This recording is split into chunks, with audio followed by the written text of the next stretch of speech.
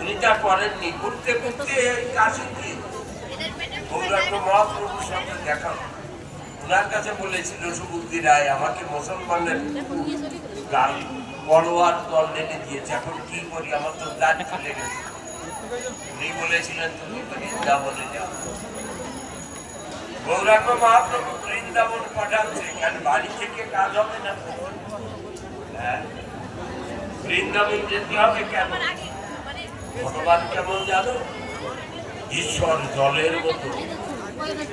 জলের তিনটি অবস্থা, সলিড, লিকুইড আর গ্যাসিস। লিকুইড কি? জলের যেতে জল মানুষ খায়, বোতলে ভরা থাকে সব, একে বলে লিকুইড।